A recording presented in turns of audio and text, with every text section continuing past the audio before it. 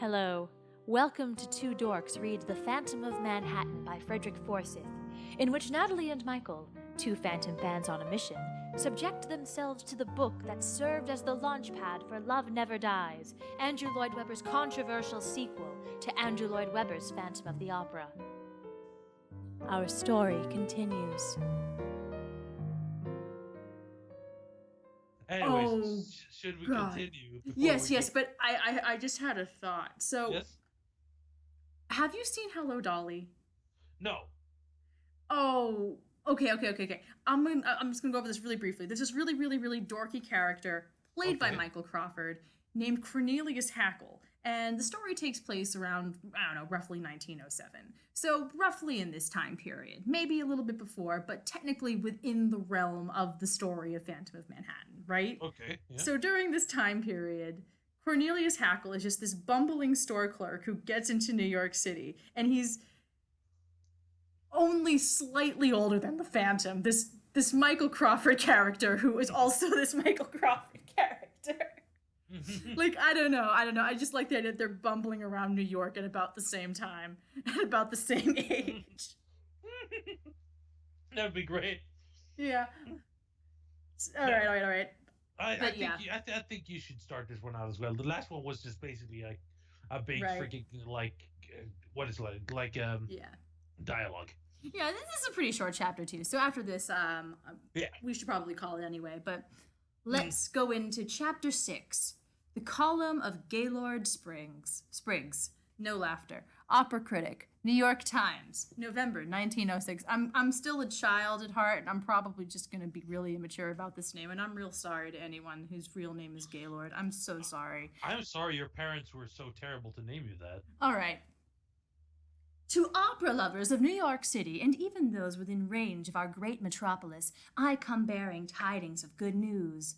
War has broken out. No, not a resumption of that Spanish-American War in which our president, Teddy Roosevelt, so distinguished himself some years ago at San Juan Hill, but a war within the world of opera in our city. And why should such a war be of good news? Because the troops will be the finest voices on the planet today. The ammunition will be money of the sort of which most of us can only dream, and the beneficiaries will be those who love superlative opera. But let me, in the words of the King of Hearts in Alice in Wonderland, and New York opera is starting to resemble Lewis Carroll's fantasy, begin at the beginning. Devotees will know that in October 1883, the Metropolitan Opera opened its doors to an inaugural rendition of Gounod's Faust. We finally acknowledge that Faust exists in the Phantom verse. Thank Okay. you. Okay. Yes. In the tangential Weber verse, Faust exists. Christine was just never a part of it. Okay. And thus planted New York firmly into a world setting, along with the Covent Garden and La Scala. But why was such a magnificent home for opera, seating no less than 3,700 in the world's largest auditorium for opera, opened at all?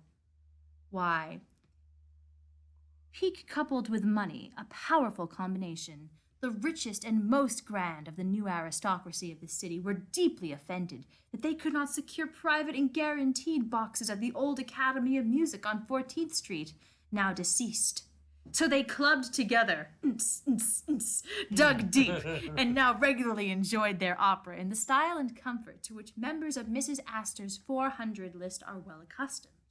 And what glories the Met has brought us over the years, and continues to do today under the inspired leadership of Mr. Heinrich Conrad. Conrad? I don't know this human, but I'm sure he's someone who is historical and researched by Forsyth because he's been pretty meticulous about this. I'll credit him there. But did I say war? I did. For now, a new Lochinvar rides over the horizon to challenge the Met with a galaxy of names to take the breath away. Oh, that sounds great. So let's see here. Oh yes. More at 8. Yes. Of course. Here's Tom with the weather. After an earlier abrupt attempt to open an opera house of his own, tobacco millionaire and theater designer builder Oscar Hammerstein has just completed the richly ornate Manhattan Opera House on West 34th Street. Smaller, it is true, but with luxurious accoutrements, plus seating and superb acoustics. It bids to rival the Met by pitting quality against quantity. But where is this quality to come from? Why? No less than Nelly Melba herself. Melly Nelba. Melina Nelba. She's from Strelostra. Don't worry.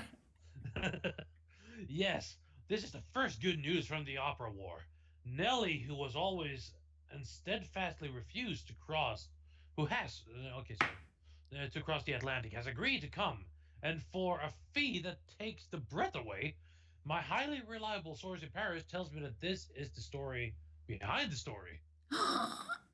Da da da da. For a month past, Mr. Hammerstein has been paying court to the Australian diva in her residence at Garnier's Grand Hotel. So she's Australian, Oh yeah, she's straight. Okay, cool. Built by that same genius of... Oh, wait, maybe I should do that in like a... Built by that same genius who built the Paris Opera House, where Melba has so often performed. At first, she refused. He offered 1,500 a night. Imagine it. Still, she refused.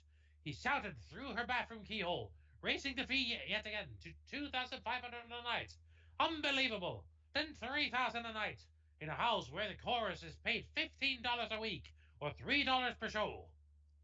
He finally invaded her private salon at the Grand, and began throwing 1,000-franc notes all over the floor.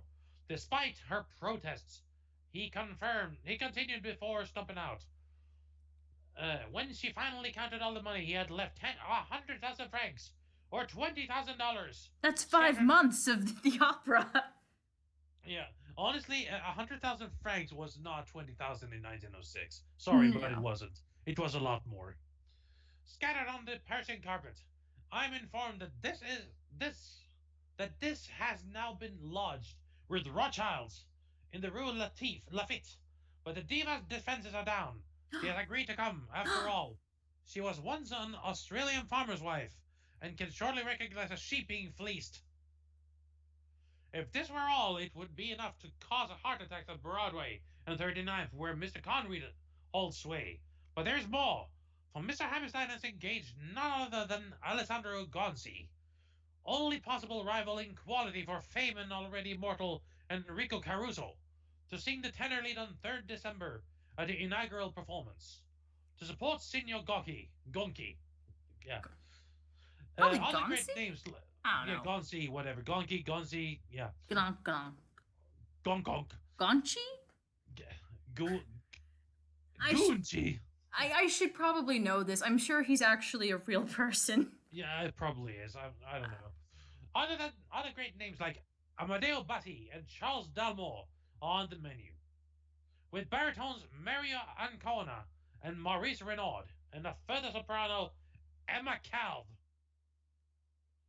She's just legs, you know. Yeah, she's just leg. That's all. She's a great singer.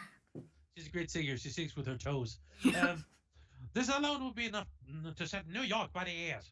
But there is even more. Long ears and sharp tongues have maintained for some time that even Mr. Hammerstein's wealth could not permit such amazing extravagance.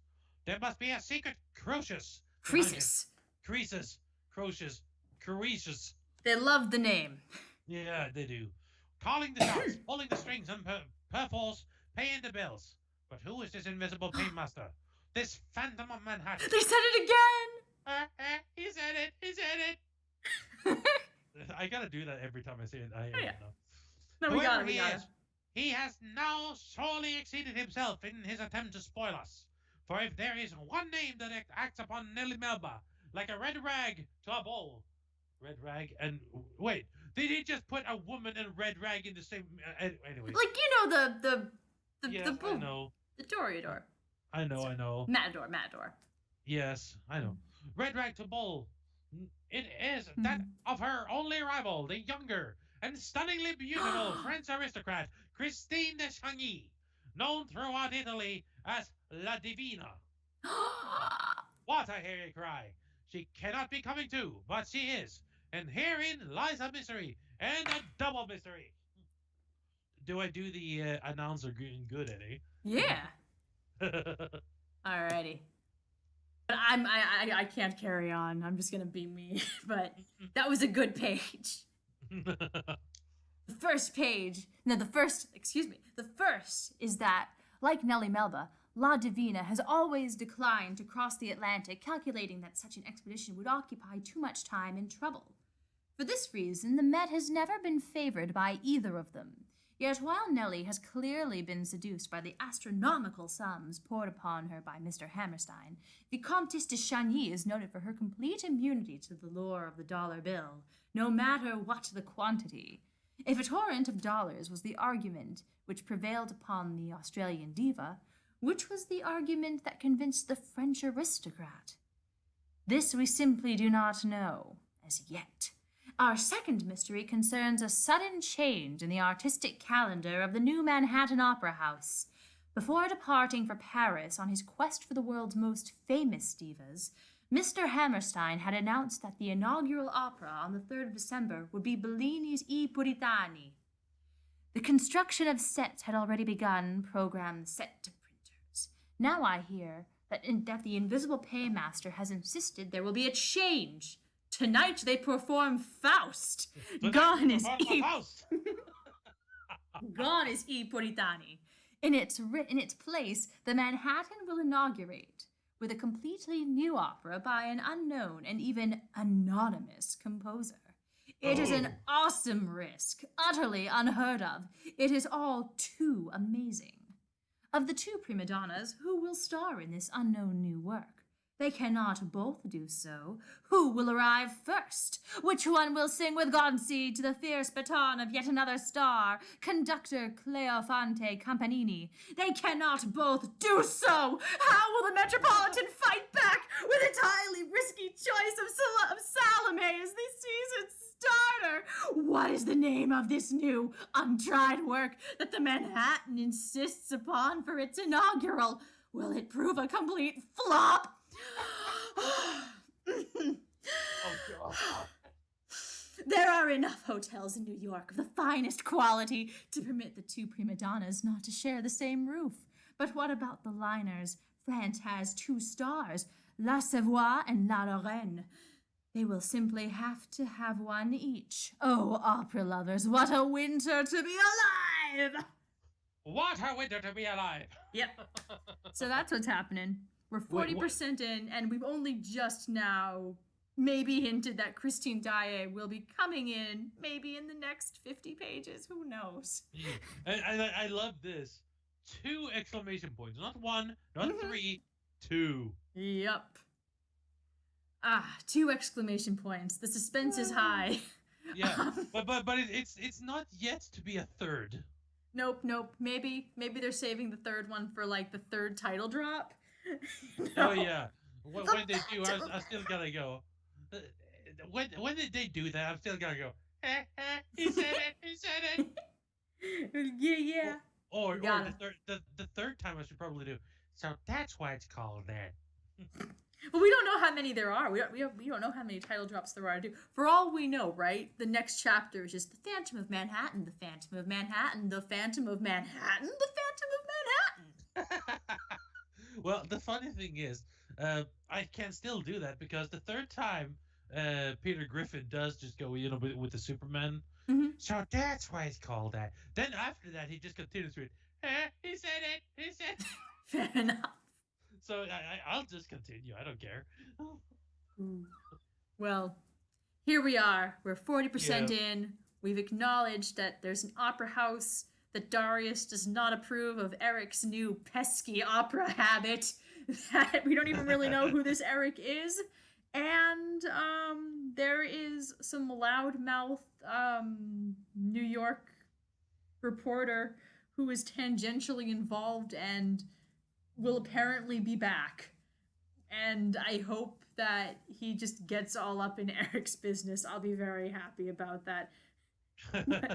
Me too, especially when the news comes a flying. Oh yeah. That's my favorite part of it. Yep. So we can look forward to next week on Two Dorks reading Phantom of Manhattan. See you all then. Wait. Let me do this. But next week on Two Dogs Reads Phantom of Manhattan, is Eric going to unveil himself? Is Christine Daae crossing the ocean? Ooh. Is Darius going to kill his employer? Check in, same Phantom time, same Phantom channel. Will do. All right. All right. Anyways, Next take week, care, guys. people. Bye.